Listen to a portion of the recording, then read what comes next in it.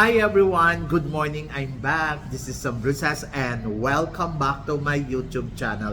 Oh my gosh, this is it guys, pag-uusapan natin ngayon. Reaction natin dito sa naganap na Miss World Philippines for 2026. Yan ang tatalakayin natin ngayon. But before anything else, hello Philippines and hello beautiful people. Mabuhay! Kamusta kayong lahat? Sana lahat po kayo ay okay at safe ngayong araw na ito. At syempre, sa lahat naman ng mga bago nating subscribers dyan, hello po sa inyo lahat. Maraming salamat guys sa pag-subscribe ninyo syempre dito sa channel ko. At syempre sa lahat naman ng mga mamasam dyan na laging sumusuporta dito. Araw-araw, lagi-lagi. Maraming salamat guys sa inyong lahat. Syempre, usapang Miss World Philippines tayo ngayon. So ayun nga, kagabi nga kinoronahan na ang bagong reyna ng Miss World Philippines. At syempre, ang reaction natin dyan ay nagulat ako. So yan, nagulat ako kasi hindi ko inaasahan. Alam kong makakarating siya sa top 5, si Quezon City, pero hindi ko inaasahan na siya ang mag-uuwi ng corona ng Miss World Philippines ngayong taon na to. So yan. So talagang nagulat yung lahat. Kaninang umaga pagising ko, sa amin gano'n, Mama Sam, Dark Horse ang nanalo sa Miss World Philippines.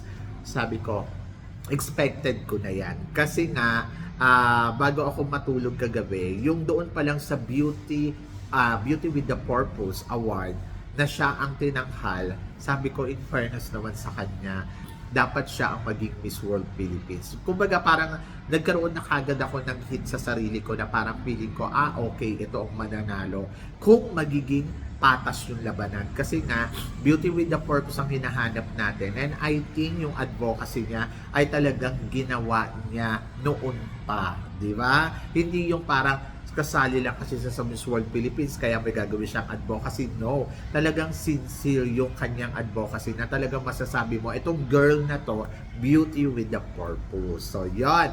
And then, pag-usapan natin yung production ng Miss World Philippines kagabi. Actually, yung opening show nila, sobrang bongga. Nabonggahan ako na parang, okay, so ang ganda.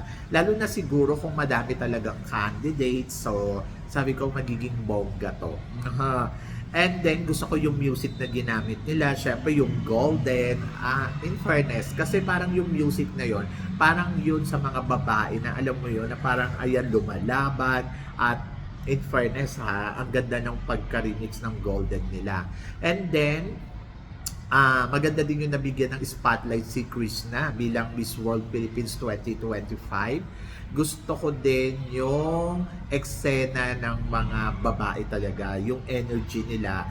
Tapos yung, alam mo yung sabay-sabay talaga, timing, saka yung mga pasuppress ha. Yung like example, yung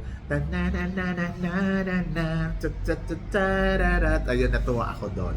And then, overall, okay naman. So, wala naman ako ina-expect masyado sa Miss World Philippines kasi parang feeling ko taon-taon naman ganyan naman yung ginagawa ng production nila. No? But kung ikukumpara natin nung last year at saka this year, parang mas bongga yung nakaraan taon, no? And then, ayun, sa mga host naman, naloka akong daming host. Ang daming nag-host kagabi. Parang naloloka ako, merong si ganito, may si ganyan, may si ganyan. Pero ang pinaka nabonggahan ako kay Jasmine Omay. Yes, gusto ko yung pa-styling niya na pa-iba-iba ng ayos. At gusto ko yung pawig niya talaga. Bumabagay sa kanya ang bawat eksena niya. Noong una na paisip ko, sabi ko, sino to? Ayun pala si Jasmine Omay. Mukhang may planong sumali ng Miss Grand, no? And then, ayun, si Maria Gigante. Syempre, alam naman na natin na talagang magaling yan pagdating sa home skills. So, wala namang bago. So, panalo ang kanyang hosting. Pero naloka ako sa mga damnitan nila. Yun. Diyos ko, hindi sila nagpapakabog sa mga kanilang eksena. Tapos syempre may backstage host pa, etong yung dalawa, 'di ba? Dalawang lalaki. Okay naman sila. Anyway, total suma, nairaos naman nila ng bongga-bongga kahit walang tulugan ang labanan. Ayun nga lang, ang haba. Late na sila nag-start, pagkatapos ang haba pa ng pageant nila. Nainis ako doon sa sa part na 25 candidates lang naman kasi ang nagko-compete. Tapos kumuha sila ng top 15. Tapos sa top 15 kumuha pa sila ng top 10, 'di ba? Parang kung iisipin mo parang dapat diretso na top 5 ganon. Anyway, in fairness naman sa mga babae, talagang binonggahan nila yung kanilang mga eksena. Pagdating sa swimsuit round, actually, yung swimsuit round nila, lahat naman sila magagaling Lahat sila parang pang-grand yung laban. Si Davao, ang napansin ko kay Davao, syempre hakot award si Davao sa kasi Ifugao, di ba? So, sa simula pa lang ng competition, parang nakikita mo, sila yung naglalaban talaga dito. Ako, to be honest, naniniwala naman ako na mag-uuwi sila ng corona. Dahil malakas na kandidata sila, pero hindi nga lang tayo sure kung may uuwi nila yung corona ng Miss World Philippines. So, doon mo talaga sila aabangan na parang, sige tingnan natin kung masungkit nila. At in fairness, wala sa kanilang dalawa ang nakasungkit ng corona ng Miss World Philippines. Kahit sa dami na ng mga special award ang nakuha nila. And, ayun nga, sorpresa dahil ang nakakuha ng corona ay taga Quezon City. O, di ba? So, yan. And then, pagdating sa evening gown, gusto ko yung evening gown. Yung nanalong best in evening gown, maganda talaga yung gown niya. Tapos, medyo nahirapan ako doon sa gown ni Valerie kasi parang feeling ko ang bigat doon. Kasi ang daming bigs.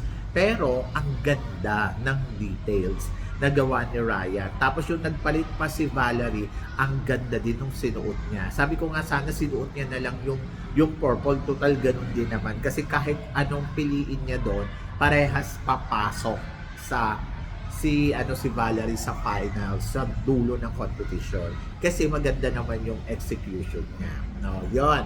And then pagdating naman kay Davao, maganda din si Davao kagabi. Sabi ko nga si Davao parang Juma Jasmine may unlevel ng beauty. Oo, kaya lang medyo maliit lang, no? Gusto ko yung gown niya, gusto ko yung sinuot niyang gown. Ang lakas maka Miss Grand. Ayun. So, sabi ko nga, I think ang makukuha dito ni Davao, Tourism International. Tapos si Valerie, kung hindi Miss World, pwede siyang maging Miss Global. At talagang fit na fit siya dun sa pageant na yon na baka manalo pa siya sa international. At hindi na ako nagkamali. Charot. So, yun. Either na gusto ko manalo si Ifugao talaga ng Miss World Philippines, Gusto ko siyang manalo kasi parang feeling ko siya dapat yung ipanalo dyan. Pero, deserve naman nung nakakuha ng corona. At eto na nga. So, syempre, ang nakakuha ng corona ay si Quezon City, si Asia Rose Simpson. Dati siya New Mexico candidate sa USA, and then ngayon ay ayan na nga, Miss World Philippines na siya. And then ang kanyang first runner-up ay si Andy Mesa. Nalungkot lang ako kay Andy Mesa kasi hindi nakakuha ng title. Kasi parang paulit-ulit na rin naman ito lumalaban. So sabi ko nga sana binigyan na lang din ng title. Pero first runner-up siya yung first princess. At second princess naman, or second runner-up ay si Gabriel Poites Calapia ng Pampanga. So sabi ko nga si Pampanga, si Manila, alam mo naman makikipaglaro yan mga yan. And ayun nga, so sila yung top 3. And then pagdating naman sa mga another crown, ang nakakuha ng Miss Global Philippines ay si Miss Ifugao, si Valerie Pauwin West. So inaasahan ko rin naman na sa kanya talaga mapupunta yan at wala nang iba. At in fairness, malakas ang laban niya sa Miss Global na ang competition ay sa March yata malapit na. So parang feeling ko ready din siya. So congratulations, di ba? At least winner pa rin si Valerie. Kahit na sabihin pa natin na parang nakakalungkot naman kasi dapat siya yung Miss World Philippines. Ganun talaga yung competition Wala tayong magagawa. Miss Tourism International naman ay si Davao Region, si JV Lin Lorejo na lalaban sa Malaysia. So, kayang-kaya niya yan kasi maganda naman siya. And then, ang Universal Woman Philippines naman ay si Miss Filipino community New York, si Marisa Delgado. So parang pili ko malakas din to. So in fairness, fit na fit sila do sa mga corona na binigay ng Miss World Philippines sa kanila. At Miss Teen Philippines naman, Miss Teen Philippines, may Miss Teen Philippines pala, si Sultan Kudarat. At samantala, nakakuha naman ng Tourism Queen of the Year Philippines, di ko alam kung saan lalaban to ay si Rizal Province, si Lorraine. Alam niyo, ang ganda ng evening gown ni Lorraine. Gustong-gusto ko. Para siyang, basta ang ganda ng detalye. Ang galing doon ni Leo Almodal. Si Leo Almodal ang nag-design ng gown ni Lorraine. And then, sabi ko nga, in fairness gusto ko yung kulay pink. Gusto ko yung disenyo. Panalo. Gusto ko din syempre yung kay Valerie na gawa naman ni Ryan Wilson. Mga naman to, magagaling na designer talaga. So, congratulations sa mga new queens. So, parang feeling ko, yung assignment na ibinigay sa kanila ay alam ng organization na talagang pwede silang makipagbakbakan sa international stage na pwede nilang makuha ang corona. Ako, para sa akin, yung assessment dito ng organization para sa ibinigay sa kanila, yes, syempre gusto natin manalo si Davao ng Miss World Philippines, manalo si Ifugao ng Miss World Philippines, but hindi naman sila talo kasi i-represent nila ang country natin. At yan, binigyan sila ng assignment. So, ipanalo nila ang international pageant kasi kahit sabihin mo pa, dadalhin sila sa Miss World, hindi din naman sila mananalo doon. But, eto, parang sure na sure ako na kaya nilang may uwi ang corona mula sa Tourism International, sa Global, sa Miss Global, at saka sa Universal Woman. Kaya yan pinagkatiwala sa kanila. So, don't be sad. Kumbaga parang, yes, nakakagulat. Pero, kung tatanungin mo naman ako doon sa bagong Miss World Philippines natin, in fairness sa kanya, nakikitaan ko siya na, may malaki yung chance niya na pwedeng manalo ng Miss World. At, alam mo yun, yung chance na yun, pwede niyang makuha ng bonggang-bongga. So yun, so pwede niyang makuha ng bonggang-bongga ang corona ng Miss World. Depende na lang siguro sa preparasyon niya. Pero kasi yung beauty with the purpose, yung kanyang advocacy, ayun yung malakas ang laban. And then very natural lang talaga siya. So yun, isa yun sa mga maganda dito sa bagong winner natin. Kumbaga may chance, matangkad, tapos maganda yung advocacy, marunong kumuda. So, malakas yung laban. So, paghahandaan na lang. At ang ganda din ng gown niya kagabi In fairness, very class talaga. Very Miss World. Ganon. Pero syempre, looking forward ako sa mga ilalaban nila sa international stage na galing dito sa Miss World Philippines. And then, total suma, syempre nagulat ako, pero panalo naman yung assignment ng bawat girls. So, saludo ako sa Miss World Philippines organization kasi, ayan, katulad niya si Valerie, di ba? Alam naman natin na si Valerie ay malapit talaga sa kanila dahil from the beginning pa lang, nakikita na natin si Valerie na very active sa Miss World Philippines sa kampo ni Mr. Arnold. Pero hindi ibig sabihin na malapit siya, ibibigay na yung corona sa kanya ng Miss World Philippines. Kailangan niya talagang pagtrabahuhan, galingan, di ba?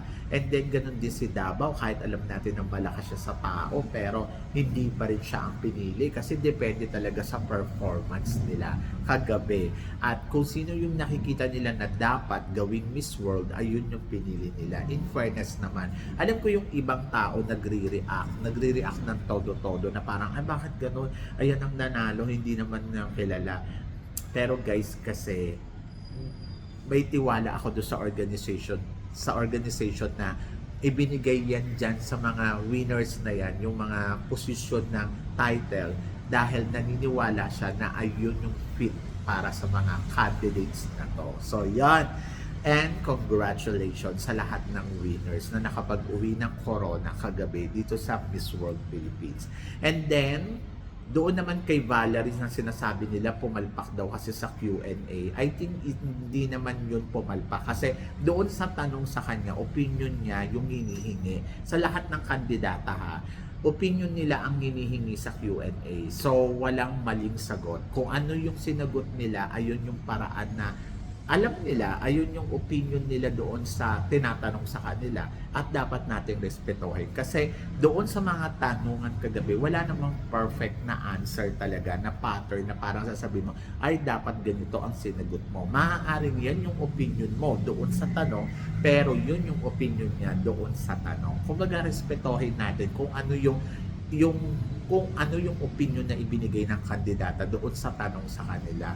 So, sana doon sa part na yun, maging malawak tayo sa pag-unawa natin sa bawat isang kandidata. Di ba? So, yon. So, congratulations sa lahat. Pero ikaw ang tatanungin ko, anong masasabi mo sa naganap na Miss World Philippines kagabi? Satisfied ka ba sa mga winners? So, please comment below para at least malaman ko naman kung ano naman ang chika mo dito sa mga tinatalakay natin. Syempre, maraming salamat sa inyong lahat sa support at pagmamahal na binibigay ninyo syempre dito sa channel ko. At sa mga hindi pa nakaka-subscribe, please don't forget to click like and subscribe my channel at i-click nyo na rin ang notification bell to more update syempre sa aking mga chika.